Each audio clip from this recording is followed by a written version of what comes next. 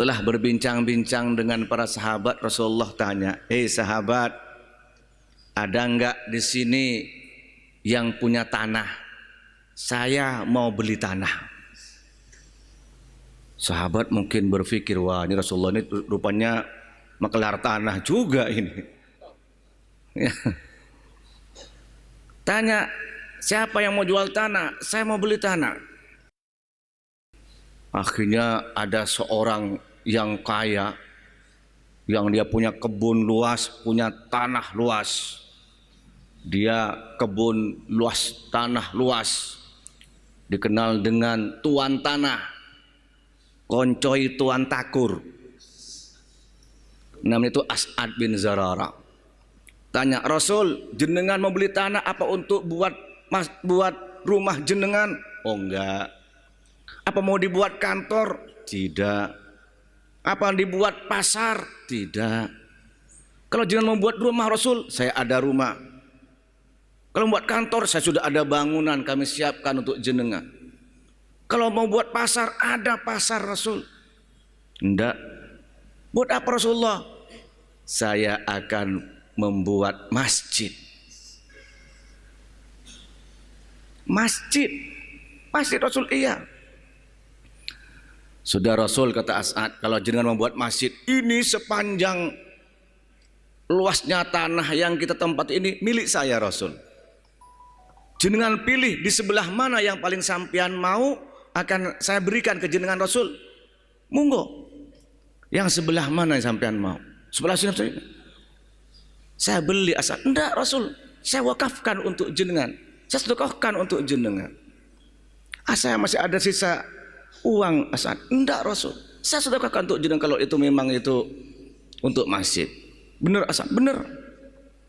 Ya sudah, kalau begitu lepas unta ini. Di mana unta berhenti, nanti di situ kita bangun masjid. Dilepas unta yang dinaiki sebelum dengan Sayyidina Abu Bakar itu, jalan sendiri, meringkuk di situ. Kata Rasulullah, "Hayya bina, ayo kita bangun masjid di sini." Bangun, ada yang mikul batunya, ada yang buat tiangnya dari pohon kurma. Rasulullah juga ikut membantu. Rasulullah itu bangun juga. Akhirnya jadilah masjid pertama yang dikenal dengan Masjid Quba. Itulah Masjid Quba di Madinah. Yang sudah haji mun ngerikong ya, orang yang wudhu dari rumahnya dan menuju ke Masjid Quba lalu sholat 2 rakaat, pahalanya seperti pahala orang yang umroh. Masjid yang dibangun pertama kali itu masjid oleh Rasulullah, karena keutamaan masjid itu. Dan setelah itu Rasulullah kemudian juga membangun Masjid Nabawi itu.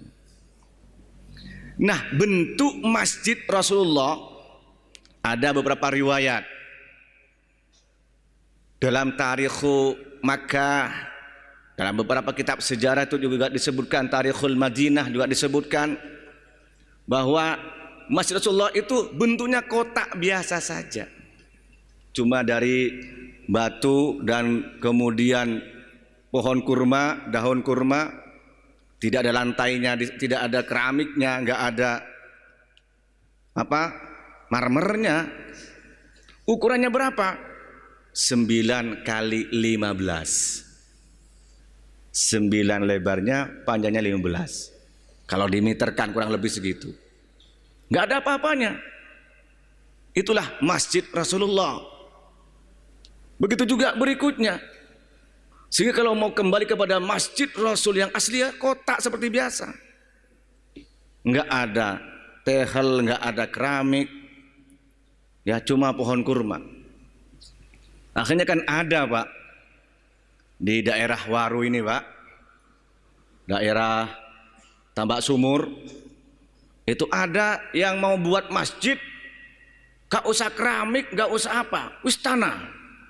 Dan kalau sholat gak mau di atas keramik, itu bid'ah. Di zaman Nabi gak ada keramik.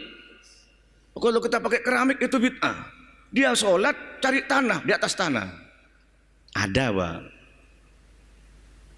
Nah, begitu juga bentuk masjid ini, baik itu bentuknya kubah atau mihrab. Mihrab itu tempat pengiman itu, Pak. Itu ada setelahnya, bukan di zaman Rasulullah. Makanya tuh kadang-kadang ada yang mempermasalahkan gimana bentuk masjid, termasuk menara, Pak. Di zaman Rasulullah itu nggak ada menara, Pak. Bilal bin Rabah itu kalau adzan naik ke atas gentengnya orang, Pak. Baru setelah zaman Khalifah Umar bin Abdul Aziz itu kemudian ada menara itu untuk tempat adzan, mi'zana, tempat adzan. Maka menara itu tempat adzan dan juga tempat orang untuk melihat masuknya waktu. Dahulu itu, Pak, kalau kemudian menentukan waktu maghrib, waktu isya, waktu subuh, itu dari atas menara itu, Pak, ngelihat, oh matahari sudah tenggelam, adzan. Maka dulu tuh muadzin juga pinter ilmu hisab, Pak, ilmu falak, juga ilmu ru'yat. Oh ini mega sudah tenggelam, mega merah sudah tenggelam, masuk isya. Oh fajar sudah terbit, oh itu subuh. Kalau zuhur asar bincret, Pak, tahu bincret nggak? Oh ini bayangan sudah bergeser ke barat, matahari bayangan sudah ke timur, zuhur.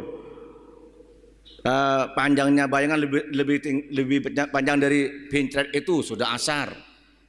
Dulu ru'yat, Pak. Sekarang kan sudah pakai jam saja. Nah, semua itu bentuk itu tidak ada di zaman Nabi.